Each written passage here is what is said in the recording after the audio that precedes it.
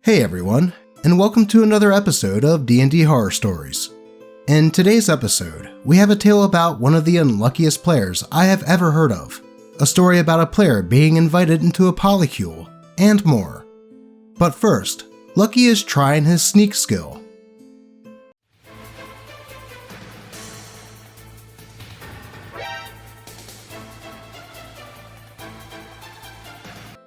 Keep at it, buddy. Anyway, let's get right into the stories. The Unluckiest Player by Reddit user Danger Noodle Jorm. For once, there is no problem player, only cruel chance. I have one regular player in my games who is so unlucky that I've had to make new rules to try to counteract his bad luck. If the dice gods exist, he must have pissed in their cereal or something. We had a long weekend of gaming in person, as our weekly sessions are online, and he did not roll above a 7 for the whole 3 days. As a laugh, one of the players calculated his average roll over 5 sessions, and it was 6 point something. Mathematically, that's lower than the average of constantly rolling with disadvantage. I've seen him crit less than 10 times over 2 years. And it doesn't matter which dice he uses either. We've shared dice, used digital dice, and bought him new dice, and he's still unlucky. Plus, it's not just the d20s. He frequently rolls 1s or 2s on d6s and d8s. He once managed to roll a 1 on a d100 3 times in a row. That's a 1 in a million chance. I now have a rule that if someone rolls a nat 1 2 attacks in a row, they get advantage next turn, just so he has a chance to hit something. None of the party minded when I gave his magic items an extra +1 to hit, and I allow him to have a mega advantage if he has 2 modifiers that give advantage, but that still only helps a little. He's going to switch to a caster soon, but we've bought him a wooden spoon to congratulate him for being the world's unluckiest player. Damn, you know that your dice luck is pretty bad when the DM has to make special rules for you, give you extra special magic items, and the rest of the party doesn't feel cheated or left out. That player must have done some shady stuff in a past life or something. Hopefully, playing a caster will be a nice change of pace for that player. But just watch. The DM will probably start rolling nat 20s on all the saves for the spells that player casts. Let's move on. This is the last time I play D&D without talking to the PCs. By Reddit user Little Brass Goggles. I've been watching a few D&D Reddit readers lately. Crit Crab, Doge. Hey, that's me. Runes Guild, etc., which alerted me to the existence of this sub. I'm the DM here and was around 16. The other players were a rogue, a fighter, and a bard, and they were all boys around 13 to 14. The bard, despite using a pre-made character sheet, decided to fill his name in as the Seducer. I tend to base my one-shot campaigns on weird dreams that I have, and I thought this particular one was pretty good. The basic idea was that a cult of Primus needed someone to deliver a portal key to a tavern keep in the city of Sigil for inscrutable reasons, and since the party was very short in gold, they took up the mission. The intro went fairly well. The rogue gets a bit freaked out by the monodrones patrolling the cathedral, but that was about it. The problems start when the players arrived in the garden to receive their quest. The bard, who has remained entirely silent the entire time, immediately says, "I roll to seduce," even though he barely knows the quest-giving NPC and has no reason to do so. That's about the point where I realize these guys probably only know D&D from the memes. Unsurprisingly, I fudge rolling insight and tell him that he failed to seduce her. So, he seduces the rogue because the rogue wants him to. After the players arrive in Sigil through complicated teleportation magic, I lovingly describe the expansive scene of the grassland that the characters have arrived in. And what do you know? This crazy bard then tries to seduce a bush. A non-sentient bush. I'm not kidding. I don't even let him roll for that, even though the other players are egging him on. Then, the rogue and fighter decide that they're going to take advantage of my intra-party consent rules to engage in PvP. Even though I politely tell them that that's not a good idea, they whine and say that they're going to complain to the supervisors, and since I was going through something pretty bad at the time, I just let them have their way. The rogue rolls pretty well and stabs the fighter for absolutely no reason at all. The group presses on though, and soon they arrive at Sigil proper through means of a magic elevator. Enter the Bard again. He says that the costume he has from his entertainer background is a pantomime cow with a mop head, and that he now wants to seduce the random bystanders with it. I can work with that, I guess. I mean, there's a lot of weird stuff in Sigil, and people wouldn't be surprised if there was a cow doing sexy dancing in the street, so he gets tossed a few copper.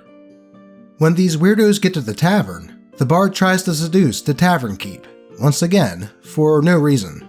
No surprise here. One insight roll later, and she's now suspicious of the characters. So, what do? They attack her. This tavern keep then runs into the cellar and throws up a wall of force. The players try to attack it to no avail, and during this entire encounter, they have never once showed her the portal key. Now, they decide to kill themselves. I'm not kidding. They attack their own characters because they would rather die than play with a DM that won't let them seduce and murder people. So, because I'm really pissed at this point, and all the player characters are chaotic neutral, I send all the dead character souls to Limbo, and have a Slad eat them. The end. Supervisors be damned. Well, that sounds like that game was a bit of a headache for DM. Though, let's face it, all the players were around 13 years old, and that does kinda sound like what a group of 13-year-olds, whose only basis for D&D is internet memes about bards, would play the game. I mean, most of us were immature at that age. Hell, I liked Insane Clown Posse when I was 13, though I got better. Anyway, hopefully OP has had a bunch of better games since then. Let's move on. Stupidest team wipe I've ever seen, by Reddit user UrbanHawk1. This just happened this weekend. I was attending PAX Unplugged, and they had an opportunity to play the new Blade Runner RPG before its official release. The game I was in had us going after two replicants. One was an 8th gen military model, past its expiration date, and the other was a 9th gen military model, which was serving as a police officer, part of a Blade Runner unit, until it shot its partner in the back in order to protect the 8th gen. We were basically given a blank check to use whatever resources we needed to retire them, so one of our party members convinced the GM to give him a bazooka. We get to the location where we think they were hiding and kick in the door. We find an old blind man inside, not one of the targets we were looking for, and while interrogating him, one of the replicants we were looking for came in behind us and tried to sucker punch the guy with the bazooka from behind. The punch misses, the player turns around, raises the bazooka, and pulls the trigger. At a target in melee range, in an enclosed building with every one of us standing next to him. Plus he rolled 2 dice to see if he hit, and proceeds to roll 2 crits. Instant TPK.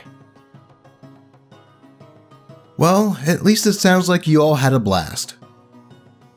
Though, maybe that player had just got done playing in a Quake tournament, and he just wanted to rocket jump over the replicants. But seriously, what else did that player expect to happen? Though at least it was just a playtest, and not a long-running campaign. Also, color me intrigued, as I'm a fan of Blade Runner. I'm gonna have to keep an eye out for that tabletop RPG. But before we get to the next one, if you have a story that you would like to be shared on the channel, be sure to post it to the D&D Doge subreddit, and who knows, it may just end up in a video. But with that said, let's get into this one. Player takes everything too personal. Game ends up crashing. Submitted to the D&D Doge subreddit by Reddit user SpartAlex3456.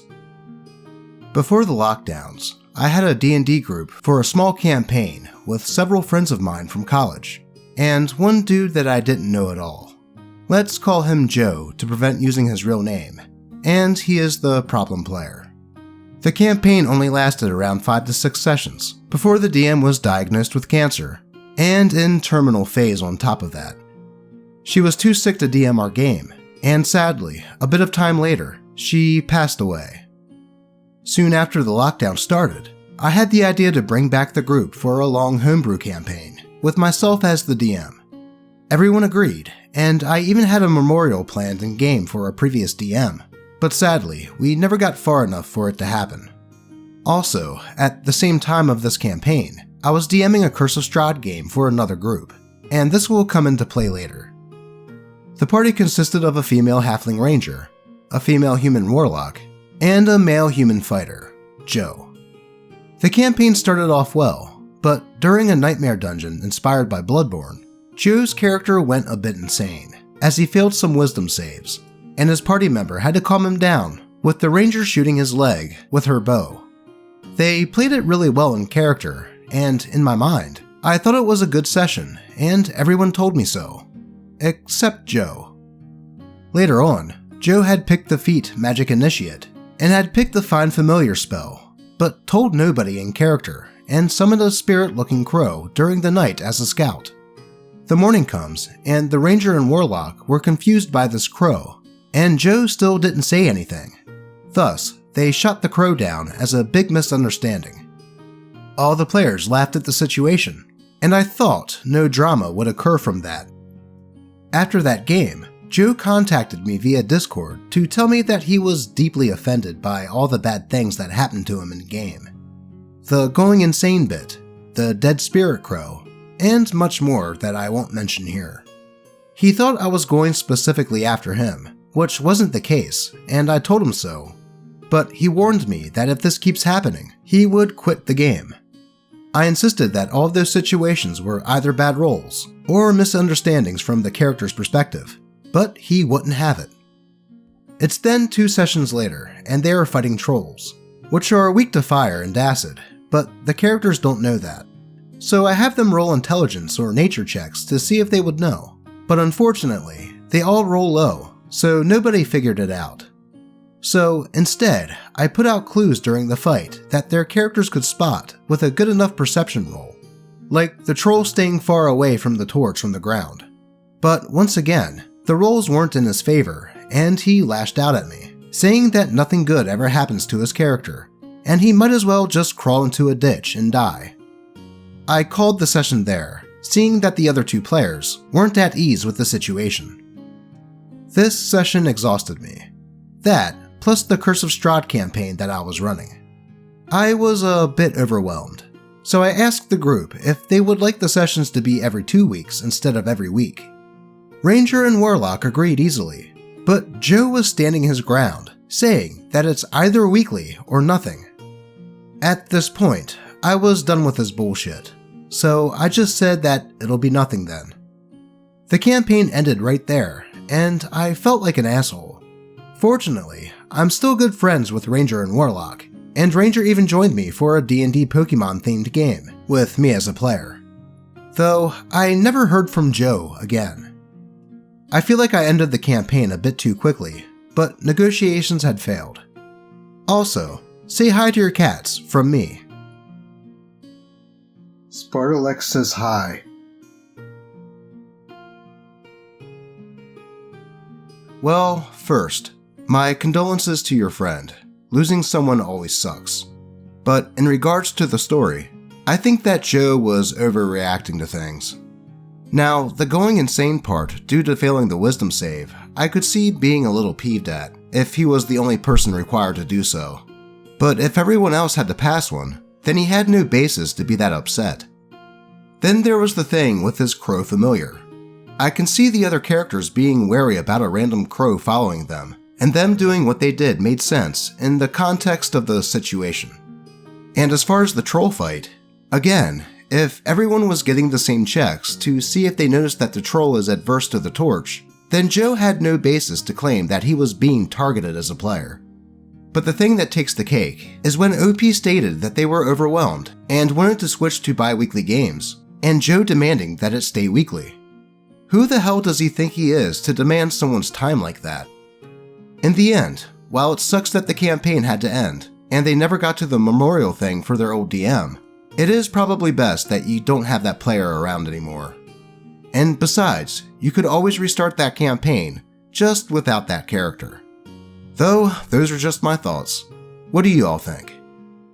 Let's move on. First ever foray into D&D was a flippin' nightmare. By Reddit user, and Jay Lee makes 3. This all happened a couple months before lockdown started being a thing in 2020. I was in the process of going through a divorce with a cheating ex, and despite being super introverted, I decided to start branching out my social group as a distraction from all the stress of said relationship. A coworker mentioned that he DM'd a small campaign once a week, and I thought, why the heck not? I like fantasy and have a big imagination, despite never playing before. He and I had a session 0 during a break at work to set up my character, a level 2 female halfling rogue, and a backstory before the actual introduction.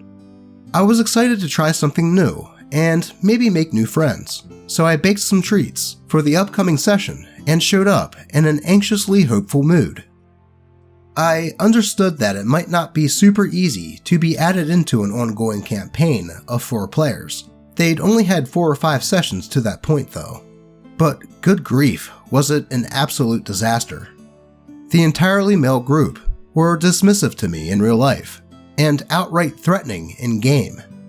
One of the DM's roommates, who played an orc barbarian, threatened to, quote, use me like a life-size fleshlight if I didn't explain my appearance quickly enough.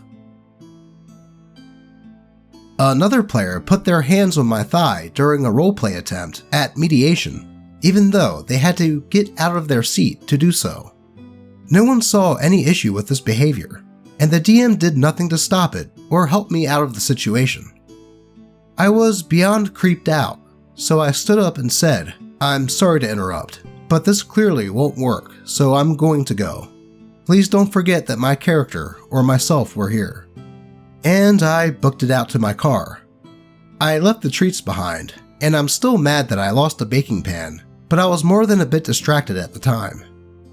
On the way home, I got a series of texts from the DM saying that he was sorry things didn't work out, but they were polyamorous and were hoping to get closer through the campaign, and would I be interested in coming back for some fun once the others left.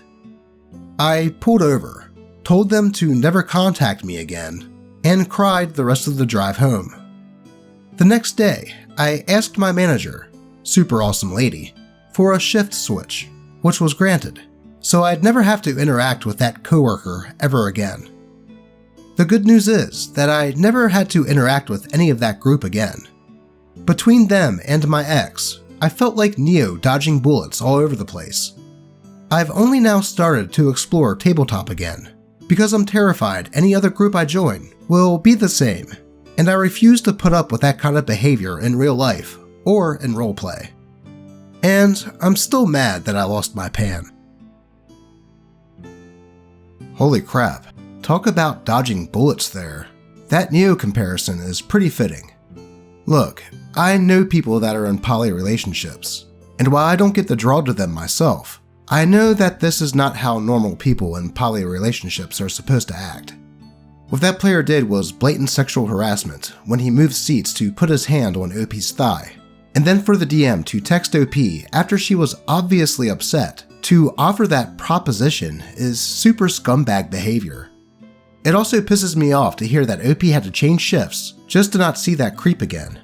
Something like this taking place outside of the workplace should be grounds enough for his dismissal from that job, especially seeing how OP had proof with the text that he had sent. At least OP hasn't given up on tabletop RPGs, even though I can understand she's a bit apprehensive. Hopefully, she can find a table of actual respectful adults to play with soon. And that is all we have time for today. As always, I appreciate all of you, and may all of your rolls be natural 20s. Until next time.